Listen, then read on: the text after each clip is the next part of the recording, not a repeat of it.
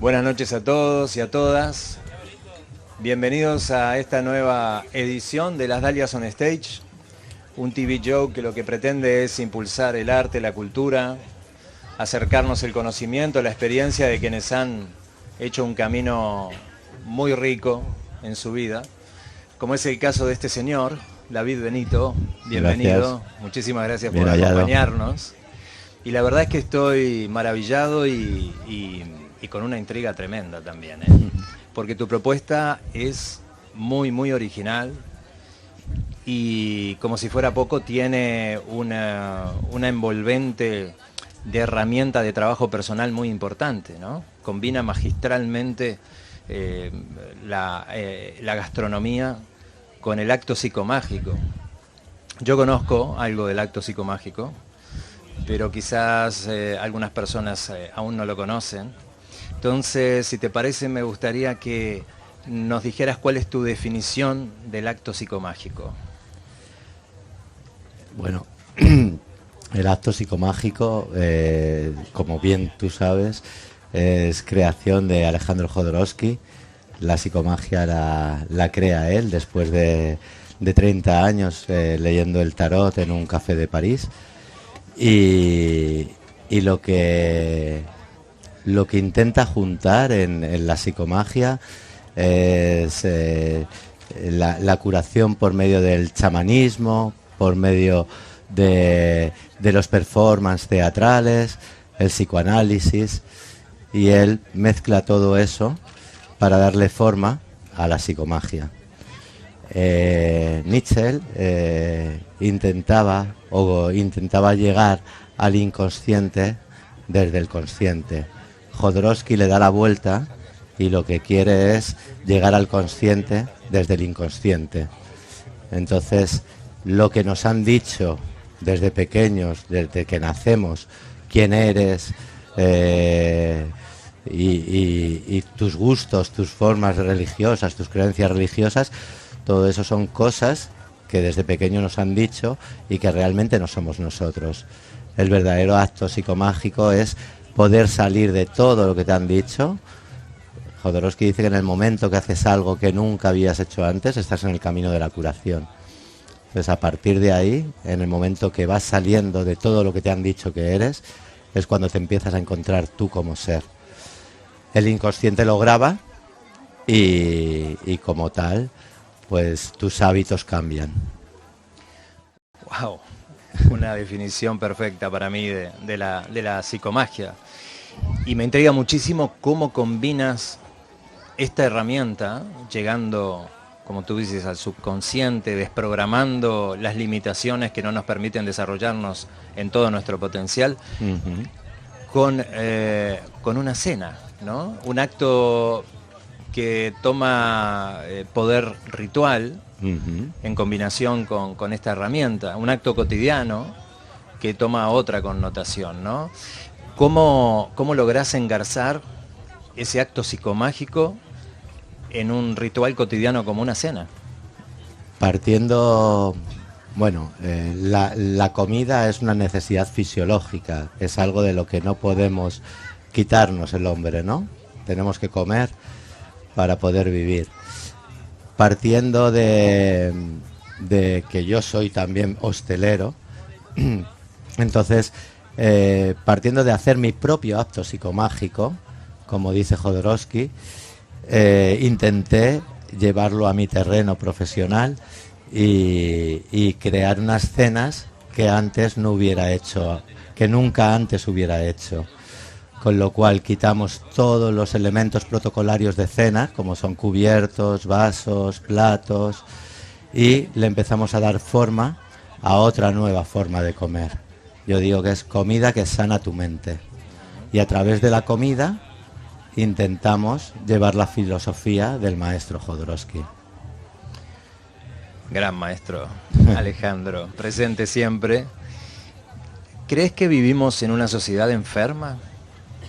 Sí, claro. Vivimos en una sociedad totalmente enferma, ¿no? Enferma por el capitalismo, enferma por el egoísmo, enferma por muchas cosas. Yo mi máxima, siempre digo que la vida debería ser amarilla, ¿no? Amar y ya. Y eso sería lo fácil, ¿no? Amar y ya. Dedicarnos y darnos a los demás con amor y evitando los egos, evitando los intereses. Y así podría funcionar. Yo creo que un poquito mejor el mundo. Las personas que creen que este mundo no está enfermo, entonces tienen que hacérselo mirar. Bien, y entonces ves un futuro prometedor para la humanidad.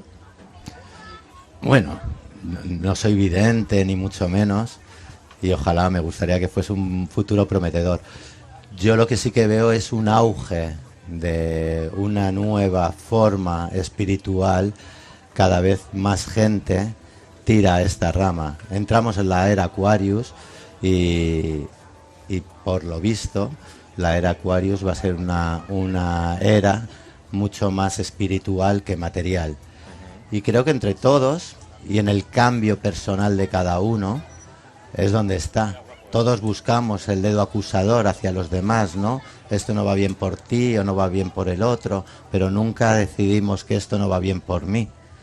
Si todos nos levantásemos un día y todos cambiásemos un mínimo las cosas que no nos gustan en los otros, en nosotros mismos, estaríamos en el verdadero cambio.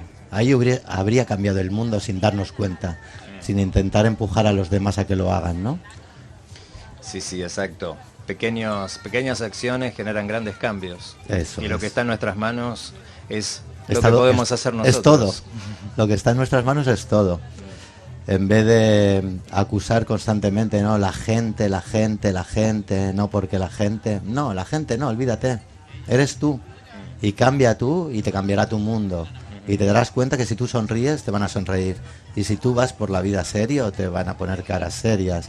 Entonces tú te vas a encontrar en el mundo todo lo que tú reflejes en los demás.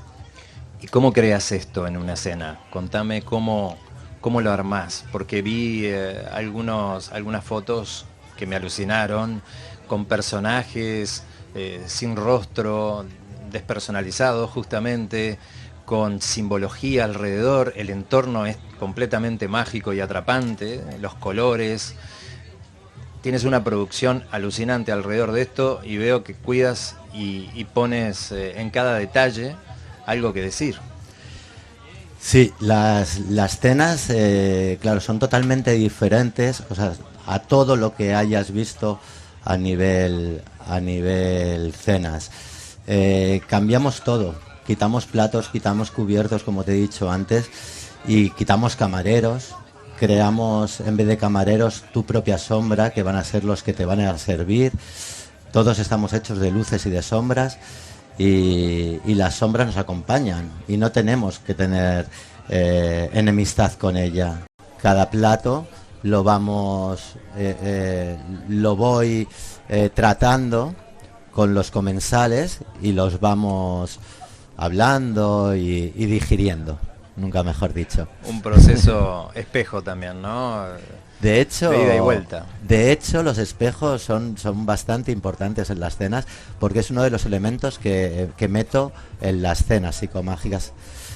Quito cubiertos, quito platos, pero meto otro tipo de elementos nada comunes para una cena, y uno de ellos son los espejos. Yo les hago cenar a la gente frente a un espejo, porque siempre... Cuando cenamos con alguien, ¿no? Y siempre tienes la cara, la mirada o la expresión de la otra persona, pero nunca tenemos nuestra mirada ni nuestra expresión hacia los demás.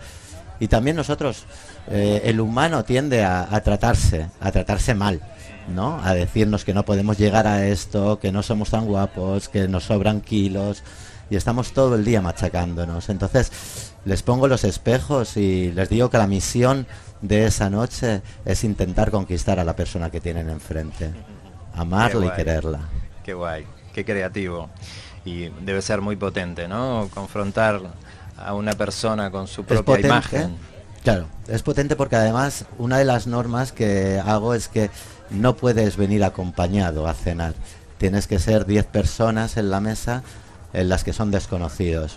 No hay no me gusta que vengan ni con parejas ni con amigos, para que tú te enfrentes desde que estás en tu casa, estés haciendo un acto psicomágico, te estés arreglando para ti, para ir a cenar contigo, y te estés poniendo guapo o guapa, pero para ti, no para los demás. Y ahí te vas a encontrar en una mesa en la que vais a estar 10 personas diferentes, que al final luego crean un vínculo muy especial, y que al final se llevan entre ellos como una experiencia propia, pero en colaboración con los demás, ¿no? Y se llegan a hacer grandes amigos. Qué guay. ¿Qué te trajo a Ibiza? A Ibiza me trajo las dalias. A Ibiza, bueno, antes de las dalias estuve 3 años con una marca de cervezas haciendo promociones en Ibiza, pero desde 2011 que gestionamos la hostelería en Dalias, pues llevo aquí, ya son 12 años. 12 años, me siento en casa. Dalias es una familia muy especial, en la que somos de muchas partes del mundo, pero que al final, con nuestros problemas diarios, evidentemente, unos venden, otros no venden, unos nos quejamos, otros nos quejamos, nos dejamos de quejar, pero no dejamos de ser una familia. Y es muy bonito que dentro de esta isla, que es Ibiza, haya una isla pequeñita que sea las Dalias. Es una isla dentro de una isla, ¿no? En la que nos encontramos muchas nacionalidades, muchos personajes, muchas personas. Es como un experimento de la humanidad in vitro, ¿no? Eso es, sería una torre de Babel, ¿no? En chiquitito y dentro de esta isla tan especial. De hecho, gran importancia tiene las Dalias, ¿no? En escribir la historia de Ibiza en sí, ¿no? O sea, sin los hippies, Ibiza no sería lo que es. Sin la unión entre esos países que acogieron también a los hippies, y los hippies que se dejaron querer con esos países. Sin uno y sin otro, Ibiza no sería la Ibiza que contamos hoy. ¿A qué le temes? Temo a poco después de que Jodorowsky dice que la felicidad llega con la ausencia del miedo. Al final, cuanto más recorrido llevas, cada vez temes menos a las cosas. Hay que dar un paso hacia adelante. Jodorowsky dice que en el momento que estás arriba del mástil y ya no tienes más donde subir, ¿qué haces? Y dice, dar un paso al vacío. Eso es lo que hacemos, ¿no? Cada día, dar un paso al vacío y que te encuentre ese vacío. Pero temor no temo. Temo a pocas cosas. Son los miedos. A la lluvia un sábado en el mercadillo. Un lindo temor. ¿Son los miedos entonces una forma de justificarnos, de no lanzarnos, de no dar ese paso al vacío? Que creo que los miedos como tal no existen.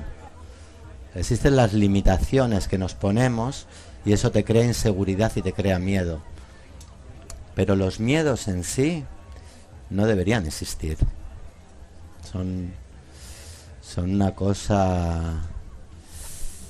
¿A qué tenemos miedo? ¿A qué tienes miedo? Podríamos decir que el miedo es ignorancia. El miedo es ignorancia, estoy de acuerdo contigo. No, yo si de algo puedo presumir en mi vida es de la enorme ignorancia que tengo, ¿no? Porque no puedo decir, o sea, de cualquier otra cosa sé mucho menos que de la ignorancia y de lo que me queda por aprender, ¿no? Entonces, tampoco creo que el miedo sea ignorancia, pero sin cultura a lo mejor. Si supiéramos y tuviéramos el conocimiento, no temeríamos tanto quizás. Algunas cosas, algunas personas. Si supiésemos de dónde venimos y a dónde vamos, no tendríamos miedo, ¿no? ¿Qué es lo que mejor te enseñó la vida? La vida te enseña todos los días. El día a día te enseña. Lo que mejor te enseña es observar. Y es el aquí y ahora. Y disfrutar de la gente y cada persona que pasa por tu lado te va a dejar un poquito de arena más o una gotita de agua que va a hacer tu propio océano, ¿no?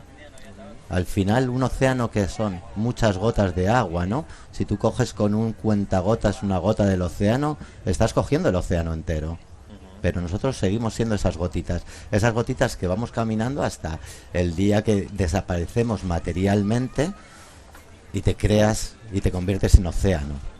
Pues eso es para mí la vida, el llegar el llegar por el río hasta llegar al océano y ser un todo del todo. Me da como una imagen de integrarse a ese todo, ¿no? Que del individuo hacia la conexión con el todo, destruyendo o integrando y transformando el ego, que quizás sea lo más... Y claro, no tienes que destruir el ego, tenemos que vivir con ego y el ego te tiene que acompañar, si no sería una tontería decir que no, que tenemos ausencia de ego, solo que el ego tiene que ir como de la mano, como si fuese un niño chico, tú tienes que saber que está aquí el ego y tenerle controlado, lo que no puedes dejar es que el ego sea más grande que tú.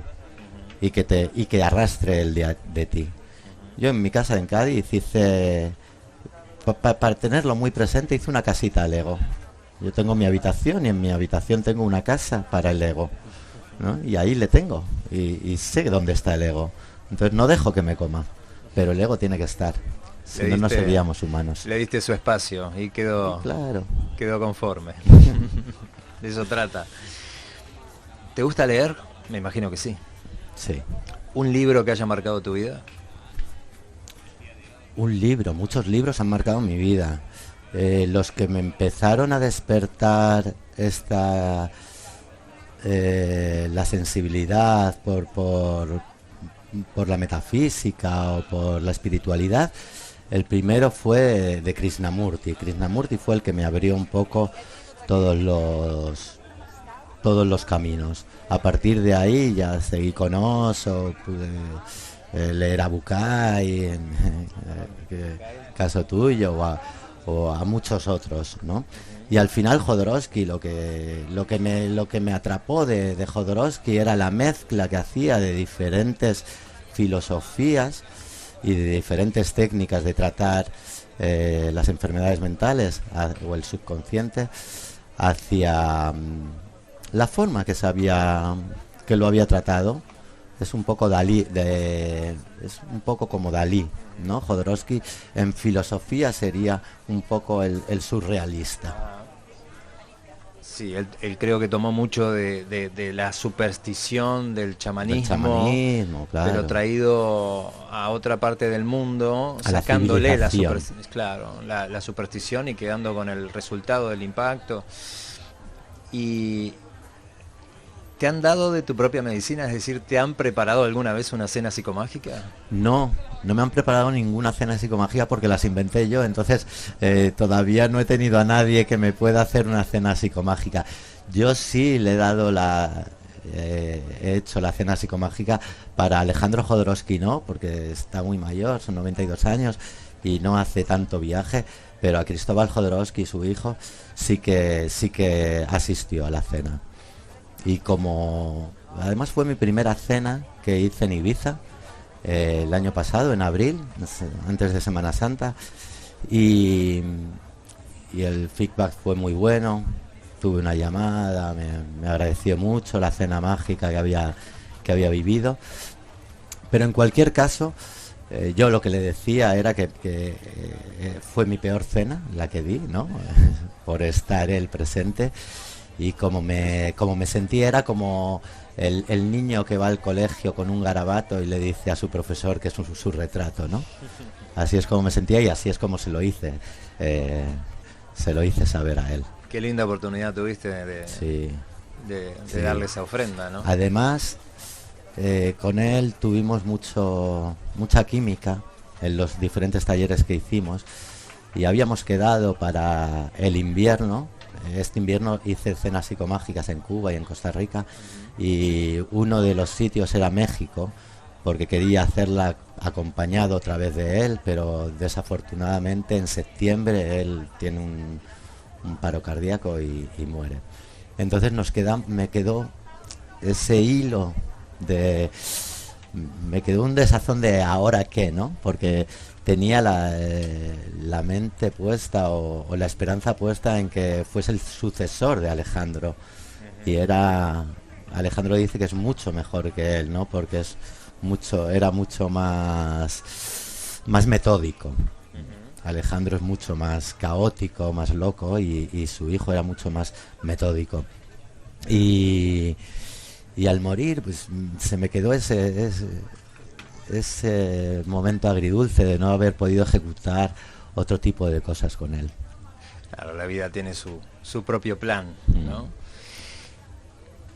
¿Eres originario de...? Originario, nacido en Madrid y vivido en muchos sitios, pero últimamente o estos últimos años lo que he llegado a la forma de vida en la que hago 6 meses en Ibiza, 4 meses en Cádiz y 2 viajo por cualquier parte del mundo haciendo las cenas.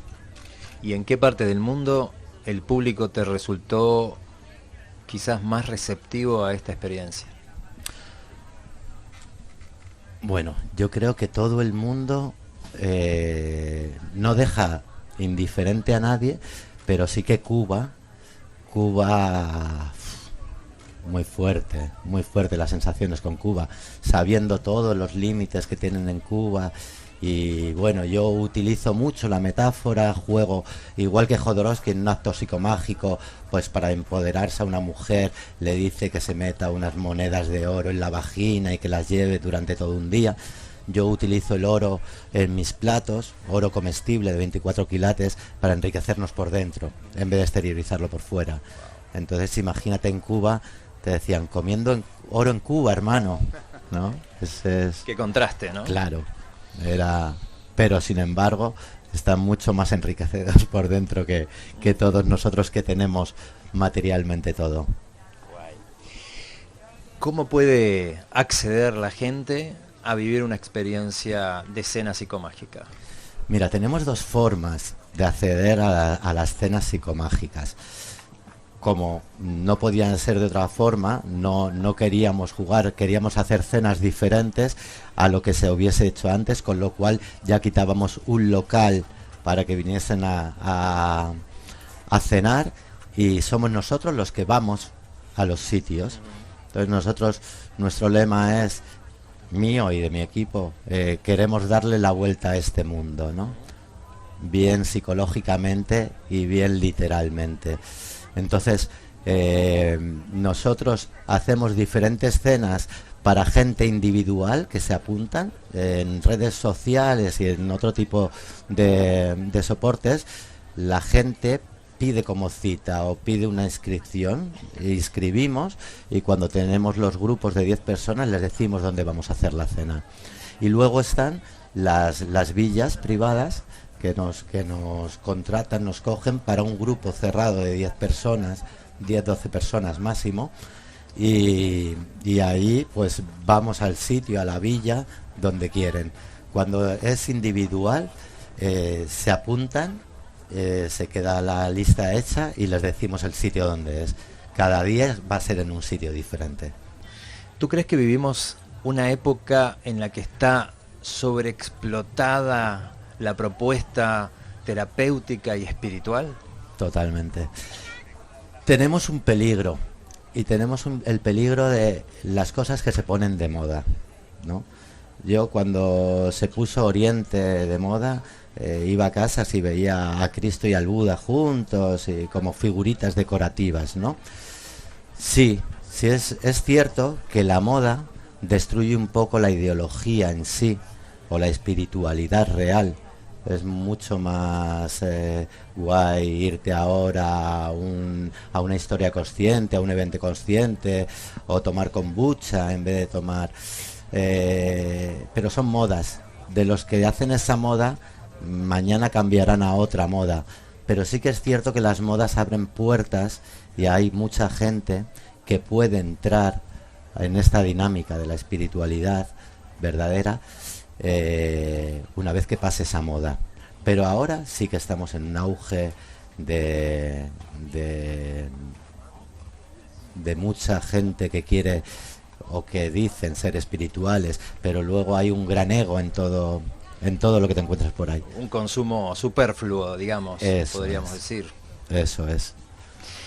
Pues bueno, con ustedes aquí estuvo el gran David Benito. Un aplauso para David.